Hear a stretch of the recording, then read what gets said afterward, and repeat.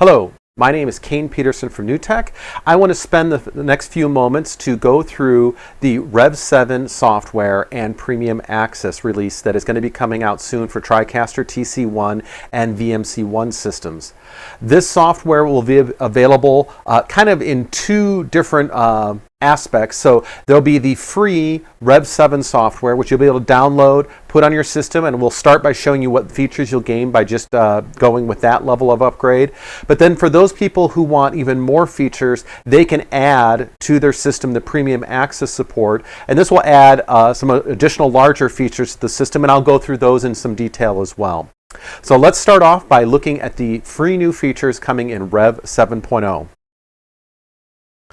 So the first thing you probably notice is that the interface looks a little different than you might be used to. It's a much larger multi-view at the top of the screen, with the bottom of the screen having very little information on it. So this is what we call our Express Mode interface, and this is designed to make the TriCaster more approachable for new users, students or maybe volunteers at a church who just are not used to running a switcher. They're maybe going to be put off a little bit by looking at all of this stuff thrown out in front of them. We've tried to kind of reduce that and make it a little more approachable, a little more easier for these users to come and use the system. And so the first is kind of how you see the interface here. It's much more visual with a smaller switcher bar in the bottom. Now, that switcher bar at the bottom can actually be changed in one of two modes. The default that we're looking at right now is the standard TriCaster switcher, and this would work just like you're used to in the switcher with the preview and program rows and transitions and 4 downstream keyers. But we also have a mode in here called Express. You can see that as a little tab down in the bottom here where it says Switcher or Express. If I put it in Express mode, you'll see the switcher has been even made simpler, right? There's just one bar of buttons in here that you can choose from. There's just a couple of transitions, and there's 2 downstream keyers to choose from. And in this mode, to operate the switcher, it's kind of like hot punching. All you need to do is pick the source you want to go to. Let's say I want to go to camera 2. I would click camera 2, and you'll see it automatically does the transition to take you to that camera. That transition can be any transition you want. It could be cuts, it could be crossfades. Again, all of that is selectable down in here. It could also be custom transitions just by loading up other ones in here. So you do have a few choices as to what you can pick in there. It doesn't have to just be cuts and fades as the only thing. And then you have your 2 downstream keyers that operate just like the 2 downstream keyers or the downstream keyers in TriCaster. There's just half as many of them. Do realize in this mode that if you happen to have stuff on downstream keyers 3 and 4, they will still be active and work. You're just not going to have control over them. So that could be good in a way that if you wanted to have, for example, a bug that is always going to be on the screen and you do not want this less experienced user to accidentally turn it off, just make sure you put that bug in downstream keyer 3 or 4, and then they through this interface actually will not have the ability to turn it off even if they were trying to. They'd have to go back to the traditional switcher mode to get that. So that's one of the changes, Express mode, switcher mode for this bottom part of the interface. Now, you might be asking, well, that upper part, how do I get back all the tools I used to have at the bottom, like the audio mixer and the DDR, so that I can have it operate more like TriCaster I'm used to? And that can be done by clicking this bottom bar on the screen, just click in an empty area, so not on one of the buttons, although actually I think that works when it's collapsed. And when you do that, you'll see that the bottom part springs up. Now it looks like a TriCaster that you've used for the last few years. So, and if you want to go back, just click an empty area again and it will drop that back down. So you can easily go back and forth between these 2 modes. Now, another aspect that comes in with this is we've also made it possible to switch the interface by clicking on the monitors in here. So instead of having to switch by using the switcher panel at the bottom, you could actually just click on the monitor you want and switch to that monitor. And that option can be done by through the menus. So up in the drop-down menus under Options, there's an option called Click on Monitors to Switch. And so if you turn that on, and so you'll see there's now a check mark next to it, the system will now switch cameras just by clicking on them. So if I want to go to camera 4, I click on camera 4, and you can see it just transition to camera 4. If I want to go back to myself here, I'll click on it, and you'll see it goes to myself there. So This makes it very easy, and this leads into another feature that we've added, which is the ability to use touch screens. So on a TC1 or VMC1 system, if you put a touch screen, on the system, this will make it very easy to operate the system through touch. Now, mouse will work as well, so either one can be used, but you just put that on there, and you can touch it touch the monitor you want to bring that source up.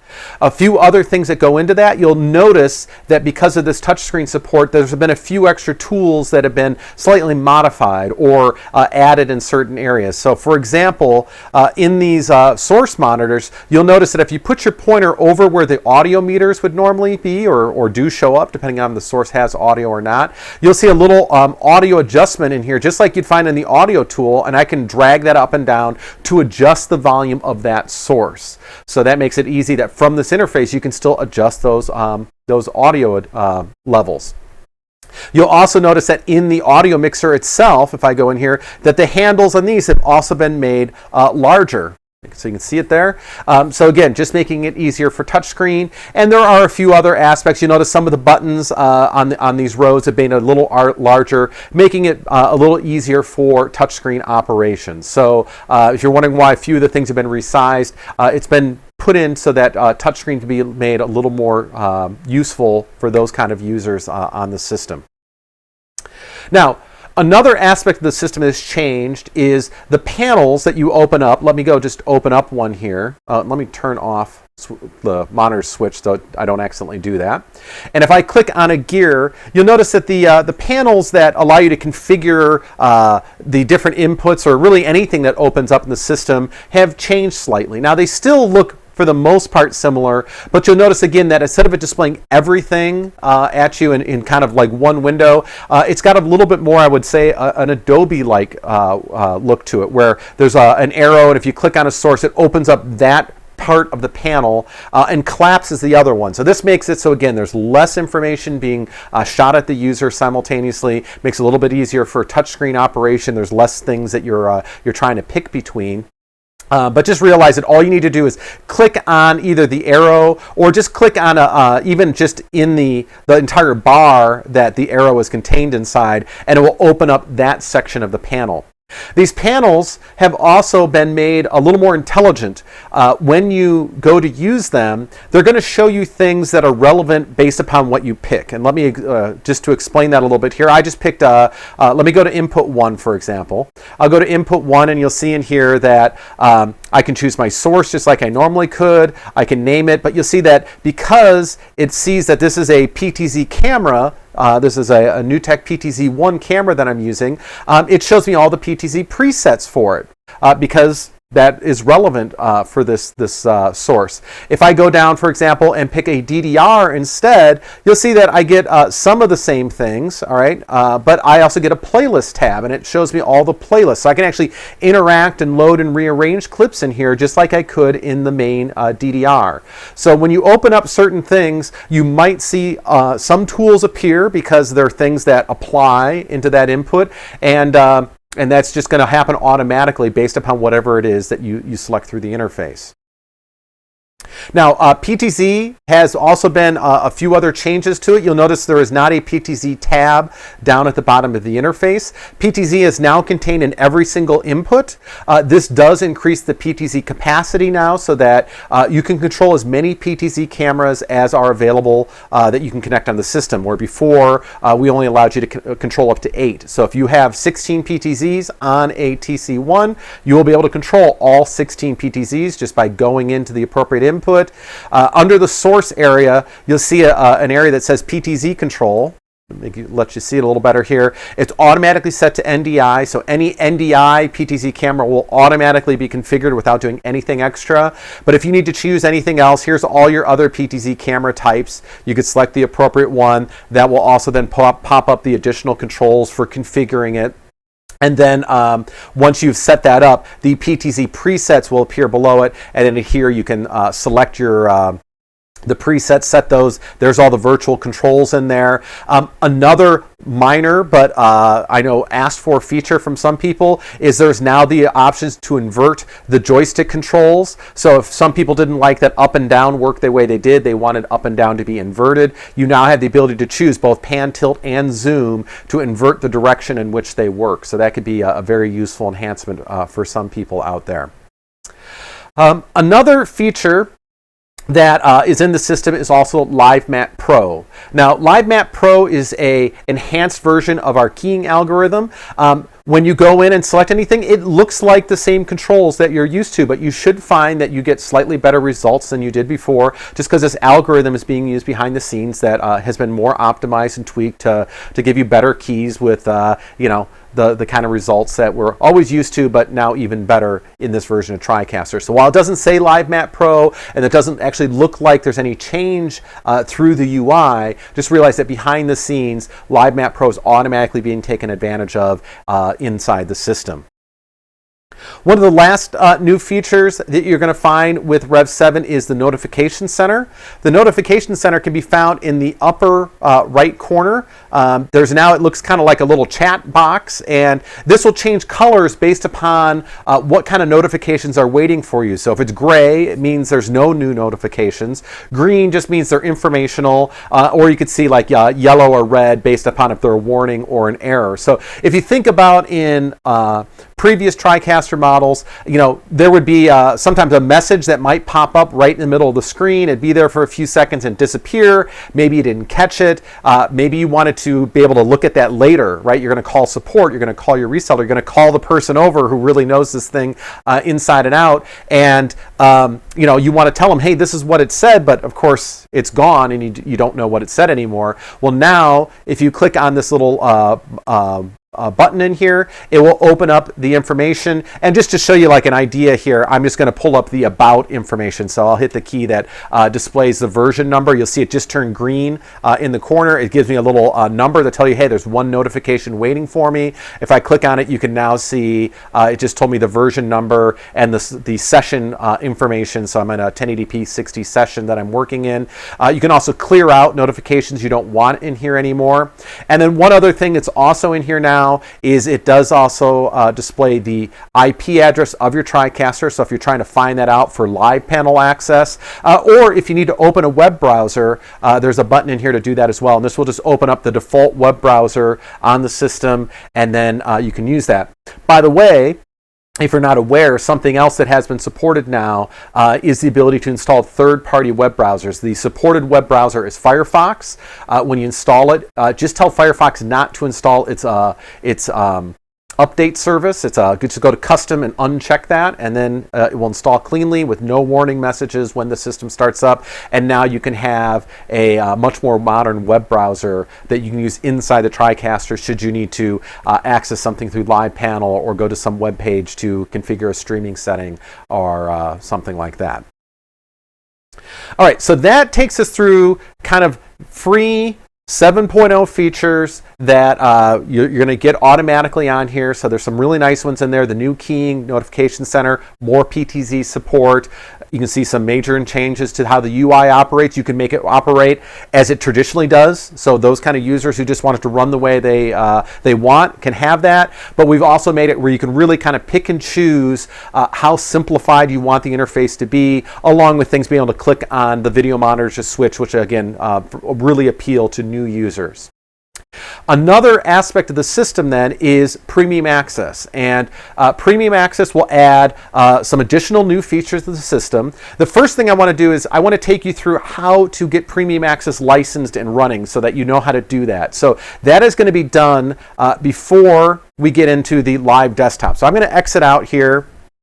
I'm going to go to the main startup screen here, and in fact I'm going to go to shutdown, and you're going to go to administrator mode. This is where you're going to go turn, if somebody's bought Premium Access, where you're going to enable that feature. So you go to there, and under the system utilities there's an option in here called enter feature key.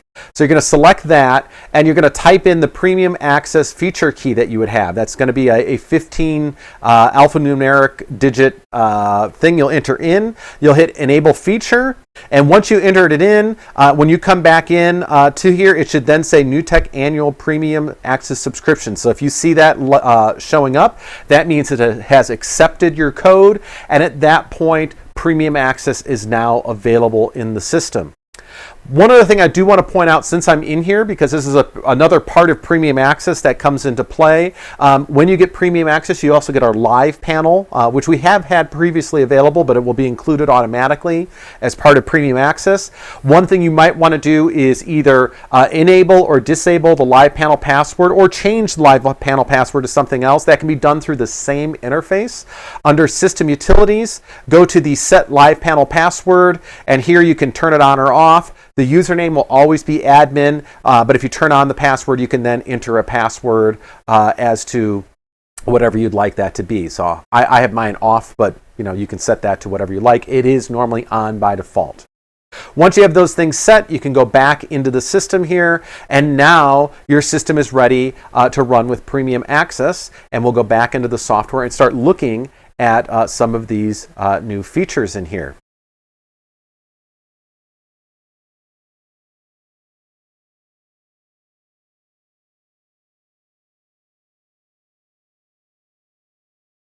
Okay, so we're back into the Rev7 software. So let's first of all talk what the new features of premium access are, so that you have a better idea of what to expect in here. So premium access includes all of the following things in here. So live graphics. We're going to take and really look at live graphics, how you use them, how you build them. Advanced audio, we'll explain how that works. Live panel, which again we have had previously available, but I'll go through and show some of the new features in live panel that come in the Rev7 version. NDI KVM, a personal favorite of the new features. Virtual PTZ, we'll take a look at that. There also is additional content. I'll show you some of the samples of the new content, and also one little extra new feature that probably very few people know about, but the ability to export your macros in other formats is something that's in there as well. So we'll take a look at that. So that's what you get once you install Premium Access. So let's start with live graphics. Live graphics is probably the big enhancement feature that many people are looking forward to. So live graphics is the ability to create animated title templates that you would use in the TriCaster, and then be able to call those up. They work very much like title templates that you're used to. So the learning curve on using these is very low, and but now they have animation to them. So let's start with just a simple, I'll load one up, show you how you would operate with it, and then we'll take a look at how you'd build one if you wanted to build one from scratch in here. So all title templates, or all live graphics, I guess I should say more accurately, run in buffers. You cannot run these in a graphics player. All right, so you got to load them in one of your animated buffers to take advantage of this. So let's go to buffer 1, hit plus in here, and once you get the Premium Access content installed, you'll see that there's about 10 or so new live graphics title templates in here. All of them include a broadcast type graphic style and a sports. All right, so you'll see, there's all sorts of different ones in here. All these have animation in them. So I'm just going to go for one that's, I'll use this one here. It's got some very obvious animation, so I can point some things out in here. So I'm going to load in the broadcast style version of that. And once I've done that, you'll see that it's loaded up down in buffer 1, and buffer 1 is currently set up in Downstream Keyer 1. All right, now the first thing is you want to be able to call the different graphic templates in here. You'll see that if I actually bring this to air, that it's currently on the screen right now animating. And that's probably, I want to start by bringing the title on and bringing the title off. So how do you do that without like fading it in or fading it out using a transition? So the way that is done is once the title's loaded, if you click on the title just in an empty area, it will show you all the presets in here. And so you'll see in here, there's one preset that's called off. Right, that takes the title off, so I'll click on that one, and when you do that, you'll see that it has animated the title off the screen. And if I want to bring the title back on, I just pick the appropriate template I want to bring on. Maybe all I want is a lower third with no image or anything. So this one right here happens to be that. So I'll click on there, and you can see it's now brought on the title, and it's on the screen, and it will continue to stay on the screen until I click another preset, which will then take it off the screen. Now, templates can have multiple layer sets in them. So it does not have to be just one title template and that's it. Like this one, right now I've got a lower third on it, but this same title contains sidebar graphics in it as well. So let me bring on a sidebar graphic. I'll select one of those. You're going to see that this title will disappear off the screen. Now the sidebar graphic comes up, which is covering me up a little bit, but and you can see that that's on the screen. Here's a sidebar graphic that's on the other side of the screen. So now that one's going to animate off and the other one will animate on. Everything is designed to automatically animate off, then animate on, so that there are not collisions when your titles will play. So everything will be kind of nice and smooth and kind of work the way that you'd expect. And you could just click on the ones you want and we'll just go between these different modes in here. Now, so that's kind of how operation of them works. It's just, you're just picking the style you want and it will go in there. Now, we can customize these to a little bit in here. So just like you would edit a normal title, you could click the A button down in the corner, and this will pull up the title editor. It looks just like the title editor you're used to in TriCaster. And if I wanted to, I could go in here and put my name in here. I can put, New Tech in there. Maybe I want to have the current date up here. Datalink is fully compatible with this, so I can put Datalink fields in there, hit close, and you can see now I have an animated title with my, my name on it, company on it. I've got the current date, so you can see when I was making this video. And there it is. And when I'm ready to take it off, I just click on it here, hit off, and you'll see all of that information animates off the screen. All right, so that's how a user would operate live graphics. Now, I would make macros to probably trigger the graphics I want in particular. There are buttons on the control surfaces to also trigger these. So when you look on the control surfaces, there's one let's say like layer set and CG select and stuff like that. And that buttons work with live graphics so that you can use those to bring these things on or off. But the next question usually comes, okay, that's great. You've got some sample ones in here. How do I build my own? How would I make a live graphic? And I'm going to spend a little bit of time in showing you all the steps. Now, there's kind of multiple levels you can do in here based upon how your skill level, what kind of capabilities you're looking for, and just what you're looking to accomplish in here. So let's start with the most basic, and then we'll take that up to the most advanced. So the most basic level is that once live graphics is installed, it also adds the ability to load a layered Photoshop file into a buffer, and you will have full editing ability on that title, just like you would a normal title template. Let me show you an example in here. So I'm going to go and hit load, and in here we'll go to my New Tech remote storage, and actually in here somewhere is a PSD file. So this is just a simple PSD graphic that I built. I'm going to open this up. And you'll see it just says name on it, right? And literally, if you looked at this in Photoshop, it's just a blue bar that I drew in Photoshop and then some text that I slapped on top of it in Photoshop. That's it, right? And then I saved it as a PSD file.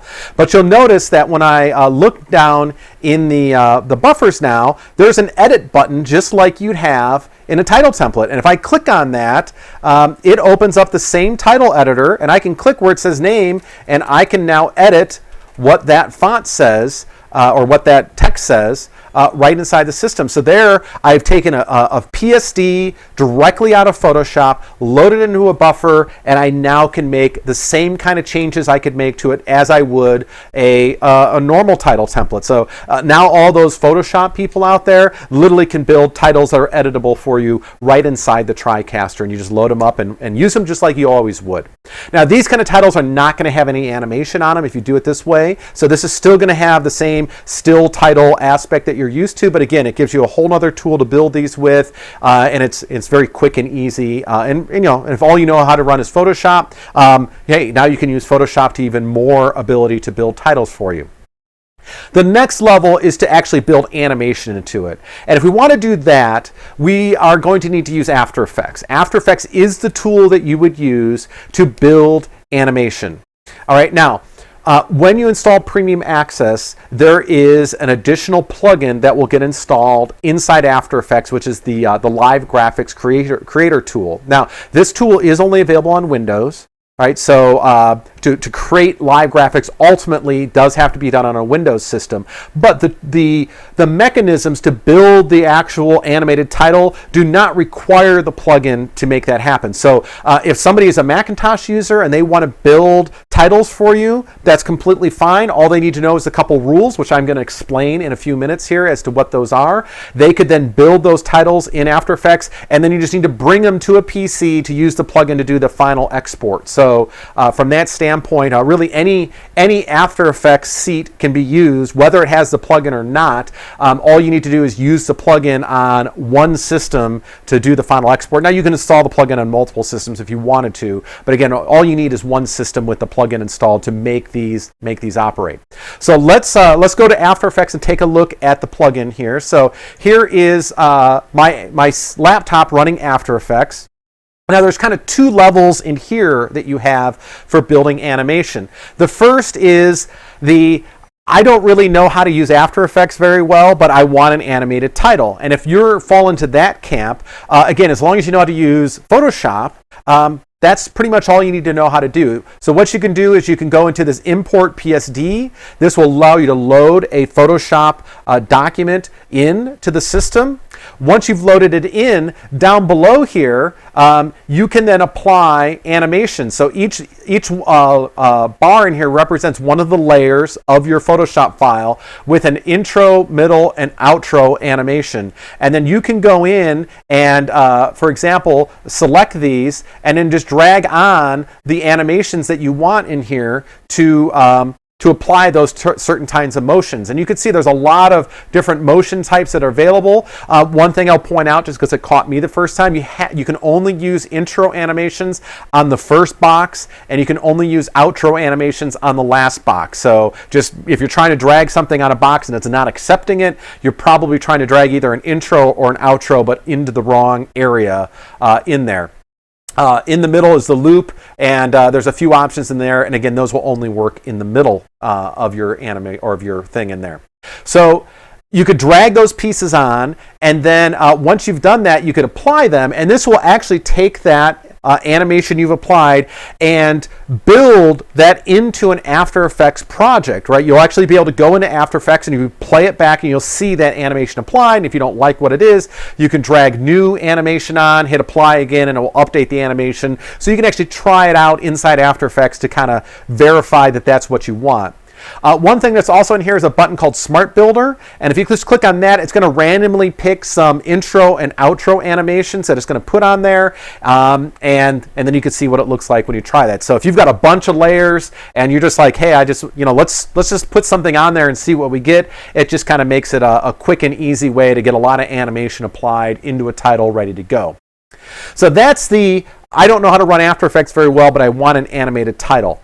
The thing I really want to focus on, though, is the expert, hey, I know how to run After Effects, and I just want to use After Effects to build a title, right? I don't go with this preset stuff. I want to do what I want to do, and that is allowed as well.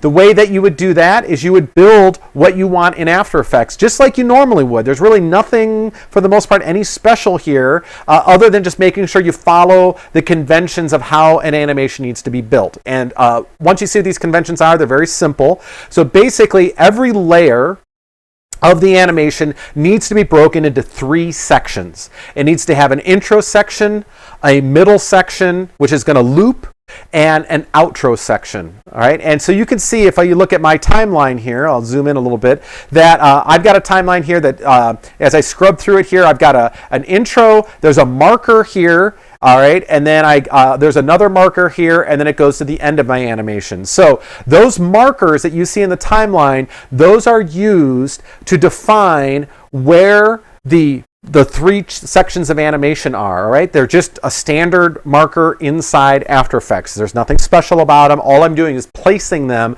on the timeline at the appropriate location so that the system knows from the beginning to marker 1 is the intro, from marker 1 to marker 2 is the looping middle, and from the second marker to the end is the outgoing animation. And that's all you have to do to make a proper animation in here. So here's something I built in After Effects myself. I am not an After Effects master, but you can see in here that I have 2 layers. The text animates in one way. The blue bar behind it animates in a different way. So it animates on. All right, it would then loop in the middle, which I don't have any middle looping animation in here, but if I did, it would do whatever that is. And then it animates off, continuing in the same direction that it originally started in. So it kind of gives me a little bit of an animation like that. And if I wanted to see what the whole thing looked like, just played through, I could play it and see that's what my animation looks like. All right. So now that I've got that built and I have the appropriate markers in here, and again, all the animation is just be done using transforms. If I go in here and select one of these layers, it's just the transforms of the there it is, of the positioner tools, and that could be scaling, rotation, any of the tools that you find in here. All right, so all of that's just been set.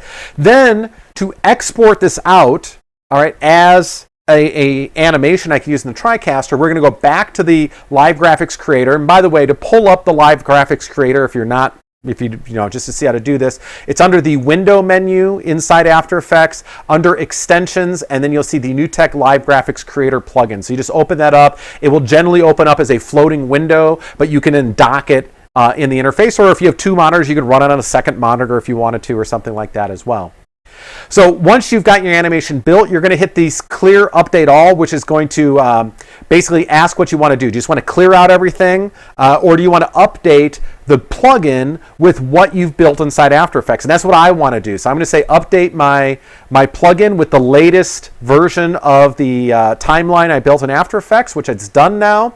And then you would just hit Export Live Graphic. And when you do that, it's going to ask, if you happen to have more than one composition you're working on, it's going to ask which composition are you actually looking to pull in and export, give it a name, and where do you want to export it to. And so in my case here, I'm exporting it to my Z drive, which is my NewTek remote storage, under this LG export. And let's just call this one my basic title export. Right, that's what I'm going to name it, and I'll hit save, and I'll hit export live graphic. This will take a little bit of time depending upon the complexity of your animation. This one's very simple, so it takes a relatively short amount of time. It's done already now, and now we can go back into the TriCaster and finish getting this live graphic working the way we want. So we'll go back in.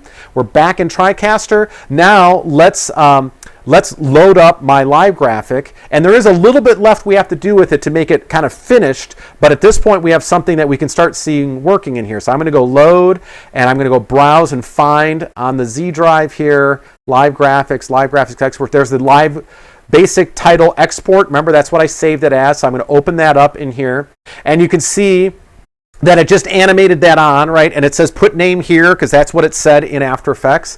And if I click on the edit button, I could edit what that text says just like I wanted to. But the one thing I still need to do is I need to create the layers, right? The on and off layers. Or if my animation, if I built multiple layers, I need to build the multiple presets that I want to bring the appropriate layers on and off. And currently none of those have been set yet.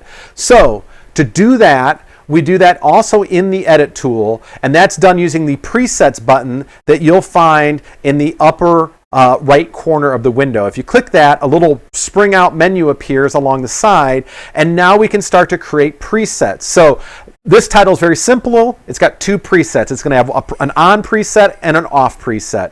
So we're going to just snapshot the first one is the on preset. There you go. And you can see it just put what that graphic is. And then under layers here, this is where I can start to pick and choose which layers need to be visible for this preset. So in my case, I don't want any of the layers to be visible, right? That's the off preset, is all the layers off the screen. So if you just click at the top where it says all layers, it will just erase them all, right? So now you can see the title's blanked out. We'll click the little save button in here as well. And now I've got an on and an off. Now, one other thing I would highly recommend you also do is name these presets so that they are not just 1 and 2. So I can go in here and say this one is my on preset, and right click on this one and do this one as my off preset. And that way, when somebody goes to use this, they kind of know which ones they're intended to use are these 2 presets here. So now if I want to test this one, I can click here. There's on, there's off. So let's bring it on. There's my updated, my animated title coming on the screen. There's going off the screen, and there we go. Now, you might ask, the last thing is, okay, I built those, but I don't have to go through those steps every single time that I build a title. I just want to load it up and have on and off automatically be set. And so what you're going to do is once you get this all built and you've tested all your layers and everything's working the way it is, you're going to go back into the editor and you're going to hit export. And this is going to create the final thing that you are going to use to load up after this whenever you want this live graphic. So I'll hit export. It asks where do I want to export it to. So let's go to my final live graphics here, and we'll just call this one my cane blue title, let's say. That's what the final name for this thing's going to be. I'll hit save. All right, and now let's clear this out. And so whenever I want to use that title now, I'm just going to hit plus. I should be able to probably even find it in here if I look. Or just hit browse if otherwise I don't. There's cane blue, right? The cane blue title. I'll open that up in there. There it is. And now if you click, you can see it says on, off, everything I just saved in there. And when I'm ready, I can bring it on. And again, if I need to edit what it says, because I probably don't want to say that, I want to say my name, I just click on there, put my name on there. There we go. And now I've got my updated title in there that animates with my name on or off. So that is how live graphics works. All right, so you kind of see how you implement it in the UI, the different modes of getting content in, whether it be Photoshop directly, whether you use the plugin using Photoshop files, or just building what you want in After Effects. All of those modes can be used. One last thing I do want to point out in here is you might say, okay, this is all great, but what if I have multiple people's names I want to put on that title, right? It only looks like I can put, if I got 10 buffers, I can have 10 titles. That's only 10 people's names in there. You're not limited to that. Again, these can be Datalink fields, so they can be updated through Datalink is, of course, one way to manage multiple titles in there. But another thing we've also added are data presets, which you also see in the window. So you can create your own data presets as well. Let's say there's me and 2 other people that are going to be on the show. Using that same presets window, you'll see that on the left lower side or right lower side here are the data presets. So you would just create your title as you normally would. There's my Kane Peterson title. I'll snapshot that as the first data preset. Let's say this is guest 1. I'll snapshot that as the next preset, and let's say this is guest 2. And snapshot that as the next one. So now, if I wanted to use this title for multiple instances, I can take this off. It's off the screen. Let's bring my name back on. Bring it on. You see it now says Kane Peterson. Bring that off. Let's say guest 1 is now coming up. I'll select their name. Bring it on. You can see guest 1. So I can have up to 16 different sets of content or of data content being stored in each one of these that allows me to update them very quickly and easily. And of course, you can make macros to trigger those things, which is probably going to be a very good way to operate these. Live panel, which comes with part of it, we haven't looked at yet and is fully yet. You could then put those buttons on there. So there's a lot of ways that you can make this easy and accessible to people. And again, Datalink, you could have title updates using the Datalink tool inside Live Panel. You could update that text. Write what's in there. So there's a lot of very creative and flexible ways to really implement live graphics in the system. I do want to point out one thing that live graphics really can't be used for, just because I've had a few people ask, and that is it builds animation that's on the screen. It basically fits one screen worth of information on there. Of course, multiple layers and all that kind of stuff. What it will not build are rolls and crawls. So if you are looking to build a roll or a crawl, again, You still get the built-in live text that comes with the system that can build rolls and crawls. There are external CG applications that can do that as well, but I just want to point out that is a type of animation that really is not designed with live graphics in mind as to something you can build. So you can build all the animation you want on a screen, but it's kind of like what's contained in a screen as to what it is capable of doing. All right, so that hopefully gives you a very good idea of what live graphics can do, how you can use it, how you build stuff for it, and that you'll be successful with being able to operate it. The next new feature in here is the advanced audio I/O. Now, this is something that some people are going to find an extremely valuable tool, and some people, to be honest, might not see it as a very big deal. It depends upon kind of who you are and how your workflows work and stuff. But let me try to explain it a little bit, because this is much more explanation, I think, once you see what it all does as to why you would use it. And this comes under the idea that we have a built-in audio mixer in the TriCaster. And yes, there are people who use the audio mixer for everything. And if that's the case, you're probably not going to use this tool, this new feature as much. But there are equally, if not even more so, people out there that use an external audio mixer with the TriCaster. And in those cases, workflows can become a little tricky, right? You want to avoid audio feedback loops. You want to try to get all the audio channels in here out separately, especially like DDRs, a very common one people want to have. And it's not easy to do, especially if you want them all to be independent of each other. So advanced audio I/O is meant to help those kind of people, the kind of people who are going to have an external mixer that they're going to hook into the system, and they really want to have ultimate level integration between the two.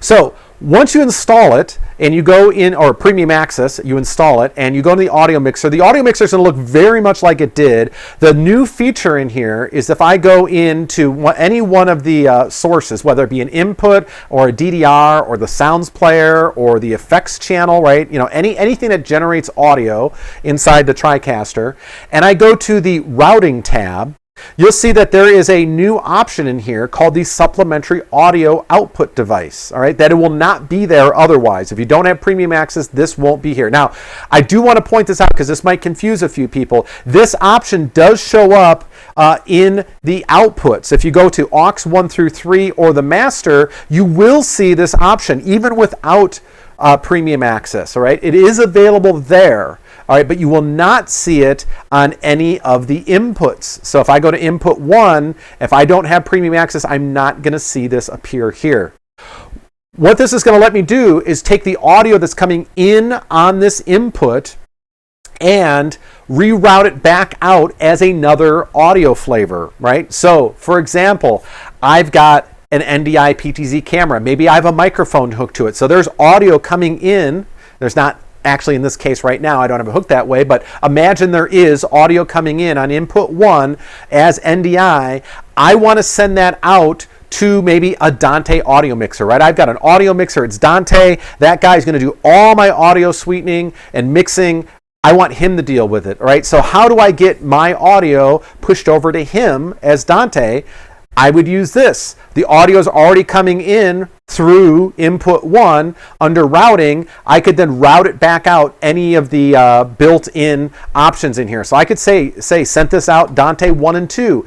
And now on Dante 1 and 2 outputs on this TriCaster, if I use the Dante controller software, I could then patch that into my Dante mixer and he would then get that audio. Effectively, I've made my TriCaster audio mixer function like a audio format converter, right? I'm bringing in NDI audio, I'm bringing in SDI embedded, I'm bringing in analog audio, right? Whatever, DDR audio, whatever the audio is, and I'm rerouting it back out as other audio flavors. That could be Dante, that could be AES67, it could be other audio drivers that you install in Windows, perhaps Wheatstone is another one out there.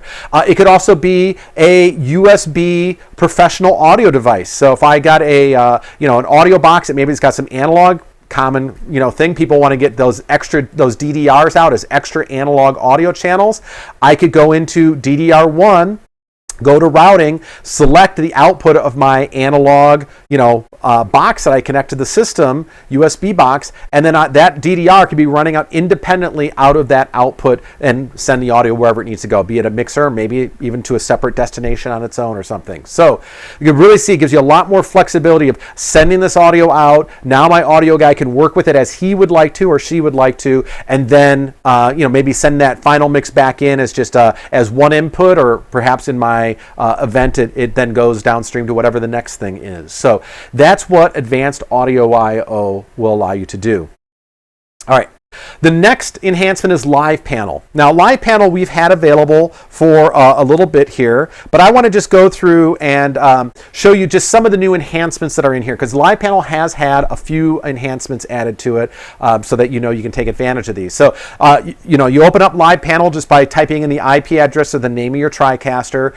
Here's the home screen. And again, I'm not going to go through everything, but I just want to point out what is new. So, in here. So the audio mixer allows us to adjust our audio levels. The new enhancement in here is I can now click on the gear and I can now rename any input. So if I want to call this one, my mic input, let's just say that's what it was, I can close it and you now see it's renamed. By the way, it's also renamed inside the TriCaster too. So you can see down here it says mic input. So the two will reflect that change for each other. So that's the audio adjustment. Otherwise, everything runs exactly as you remember, muting, soloing, adjusting the levels inside, all that kind of stuff. The Datalink, I do not believe anything's new in here, but as I mentioned, because this could be very useful with live graphics, and I don't think a lot of people have used Datalink in the past, you can go build your own set of keys. So for example, if I wanted to build a thing to change that name, right, in that title I just made, I could say, hey, I'm going to make a new key called name, and let's put a name of Bob in there by default, and I'll hit add.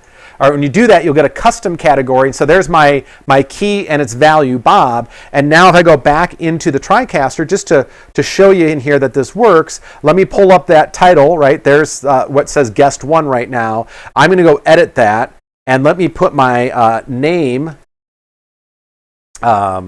Datalink key in there, and now you can see it says Bob. I'm going to go back over while you're watching the screen here and edit this. Let's call this one Mary and hit submit, and you'll see I just updated it. So using the Datalink editor that's inside Live Panel, you can now easily update custom, make custom fields that people can update right from inside that panel. Media, the DDR controller.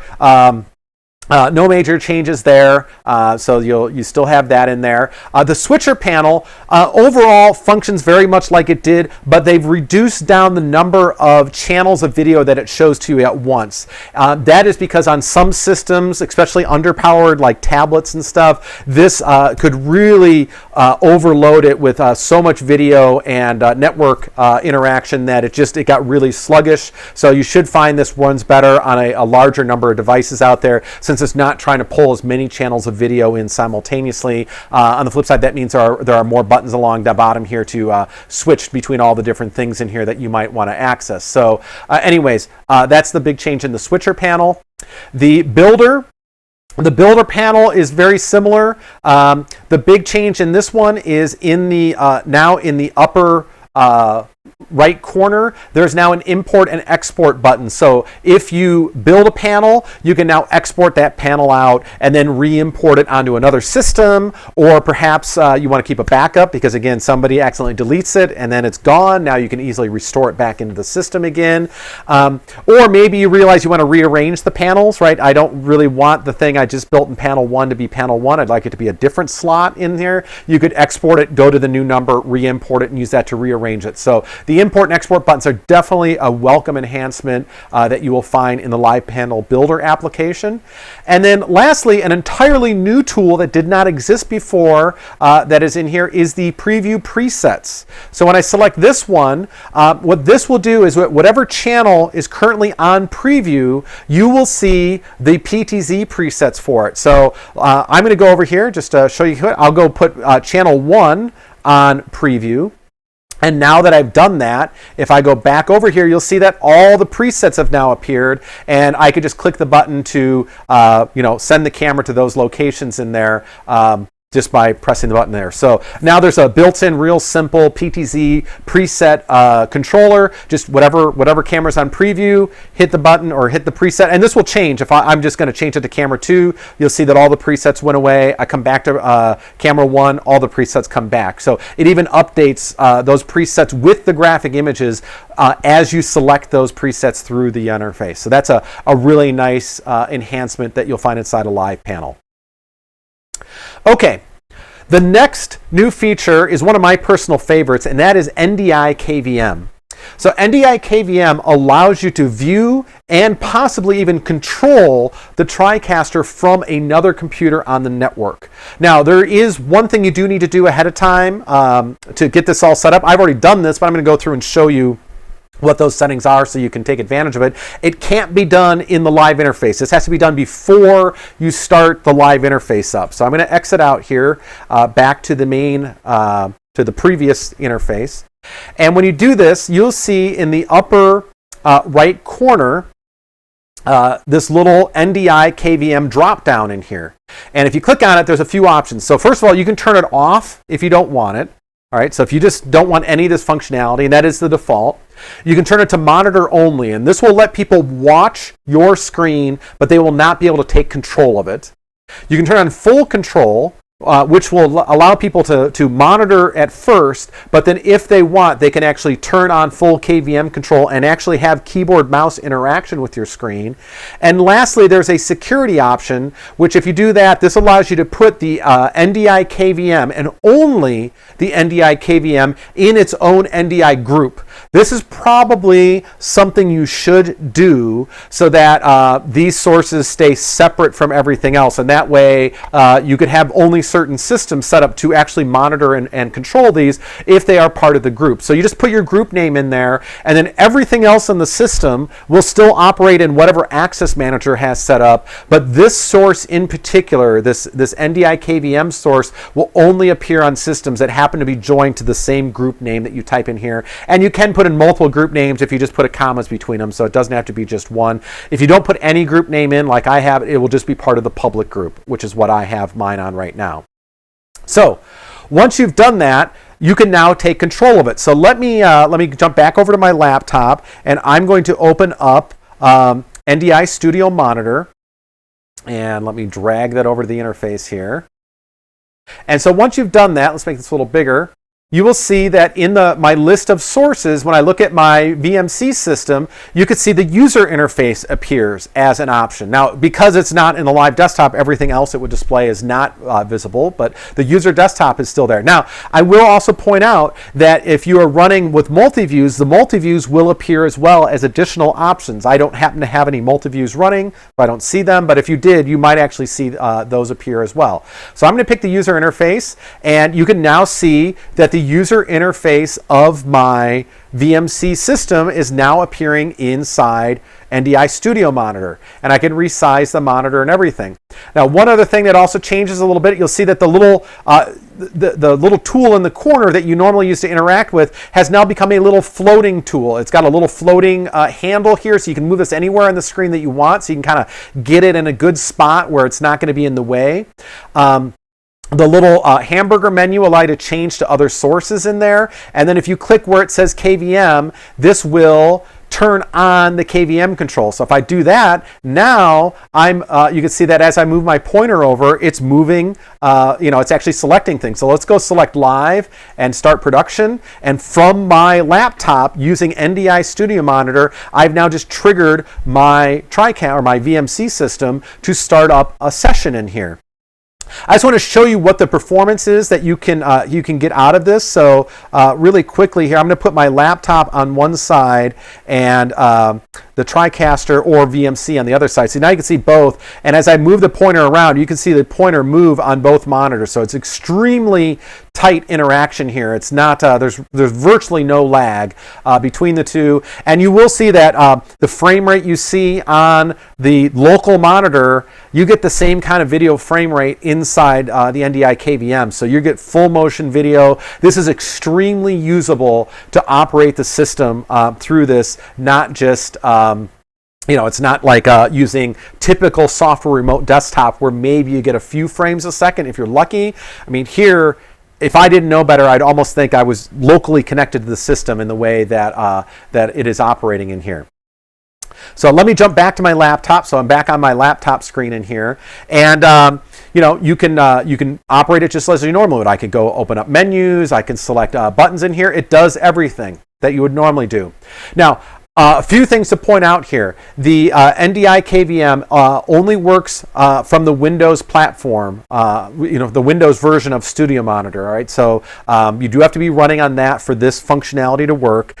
It does work beyond the TriCaster. I can exit all the way into Windows and still have NDI KVM control over that system. So I could go, change display settings or, reboot the system if I wanted to. And when the system boots back up, I'll have NDI KVM control over it again when it comes back up. So that works really well. The one restriction I do want to point out, just so you're aware and you account for this, you will not be able to do software updates through NDI KVM, because as soon as the software update starts, it is going to shut down any NDI applications that are running on there on the TriCaster VMC system. At that point, NDI KVM is not going to be working. So you will have to do software updates locally using the keyboard and mouse. But once they're finished and you're done with it, virtually everything else can be done through NDI KVM. The last thing is that this is just keyboard and mouse only. It is not general purpose USB that I'm connecting up through this remote connection. So if I plug a memory stick in to my laptop will see the memory stick, but the TriCaster is not going to see the memory stick. Same thing with the control surface. If I took a NewTek control surface and plugged in my laptop, the TriCaster is not in turn going to see that control surface. So if somebody is planning on using this and they do want a control surface, it would be highly recommended that they purchase one of our Ethernet-based control surfaces to go with the system, the long panel or a two-stripe, that have the Ethernet port, because then they could be using this and that control panel and have full operation from virtually anywhere on their local network. So this can be a great enhancement for some people. I could also see a very useful tool for people who use live graphics. Maybe your graphics artist is not, they're on a different floor in their building from where the studio is. They build a new title during the time where the system's not in use. They could literally from their desktop load up the TriCaster interface, load their titles in, get the layers all set, get everything programmed the way it is so that when you come in, you've got live graphics that are final and ready to go. And they, if they saw an error in the title they were making, they could quickly make that change in After Effects, export it out again, not having to run upstairs, downstairs constantly to get that stuff done. So this could be a very useful enhancement in there. All right, another new feature is the virtual PTZ.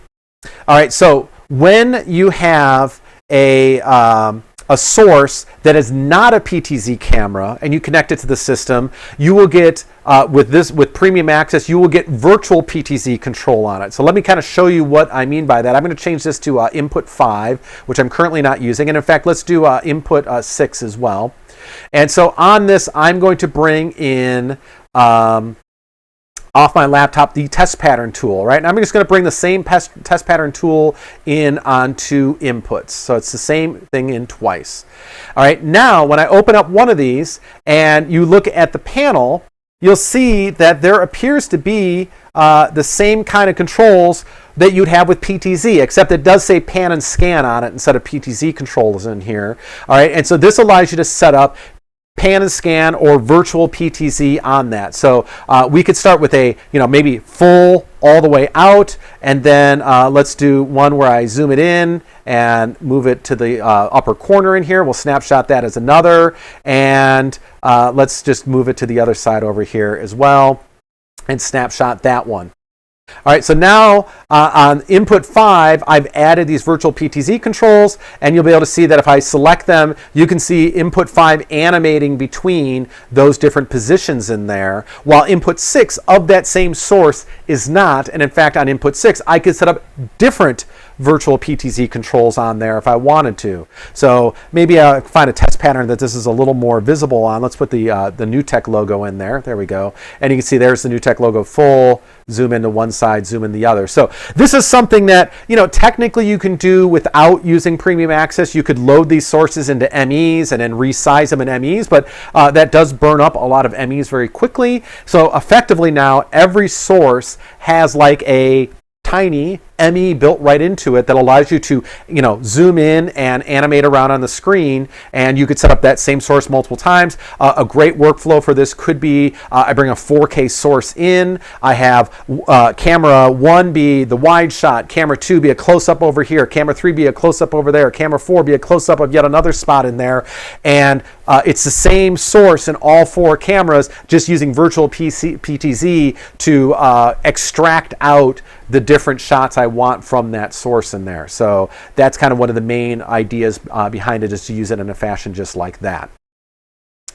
Okay, you also get additional content with Premium Access. So let me show you some samples in here of some of the stuff you can get. So this is these are just different sets that are included. This is not all of the sets in here. I'm just kind of going to go through them here, kind of give you a few seconds to look at each one. Again, most of these sets have multiple angles available to them as well, so that you can have left, right, center. Some of them most of them are sit down, but a few of them are stand up sets. So you do get a variety of choices in there, and these are sets that are available for purchase previously. So you might see some of these and say, hey, I've seen that set before. Well, if you did buy some of the virtual sets that we had on the NewTek website for the other systems, we're now including all of those sets as part of Premium Access. So I didn't go count them all, but there's probably about 10 to 12 sets in there, somewhere like that, of additional content you'll get all ready to go. So that gives you an idea in some of them. You also get additional audio content. So if I go in here, there's all the Premium Access audio. I think each one of these has got, I don't know, about 25 songs or something like that, 25 songs in there. So this gives you a bunch of free music that you could use. There's no lyrics to it, so it's just music. You can load these up and use them for whatever you need. They're great for maybe before a show starts. You're playing the slate. People are joining the stream. You want to feed them some music so that they know that the connection's live. It's great for a use like that. One last thing, as I mentioned, there is one other minor feature that snuck its way into Premium Access that I want to point out, and that is in the macros tool. There is some enhancements in there, so let's go take a look. So if you go in here, and let's say I want to export out my cane list of macros, I can right-click on this, hit export, and you'll see in the window that pops up that there is now different options as for different export types. So XD macros, this is the normal TriCaster macro format. And if you want to exchange macros between multiple TriCaster systems, or the intent is just, back them up for the TriCaster, this would be what you'd normally want to pick, is that. But there are some different options in here. Spreadsheet, which is an Excel spreadsheet file, JSON on JavaScript. So the other big one in here is Spreadsheet. So there have been people out there where they do heavily macro designed programs, and they need to go and edit those macros. Maybe a change occurs, or the next show coming up, and they know they need to go and tweak macros. And previously, the only way to edit a macro was to do it on the TriCaster. Well, if your TriCaster is being used for a good portion of every day, that could be a difficult time to find when is the system available for me to go update my macros so that I can, get my next show ready to go. So now you can export out macros as an Excel spreadsheet, load those into Excel. If you look at a macro file, you'll notice it looks kind of like an Excel spreadsheet with the fields in there. You can make your changes, update, add new lines, all the kind of stuff that you would want to do in there. And then when you go, when you're done, you can import, and you'll see that in the corner of the import tool, you have the ability to import either, again, the XDM, which is the default TriCaster format, or the spreadsheet format can be loaded back in. And then this will re-import all your changes, and effectively you could build these macros offline and bring them back into the system when you're ready. So that's another little nicety added in that some people very well might be able to take advantage of if they do a lot of macro design and programming with their system. So I hope that you found these new enhancements worthwhile, and I invite you to go download the Rev7 software and premium access when it becomes available shortly. Thank you.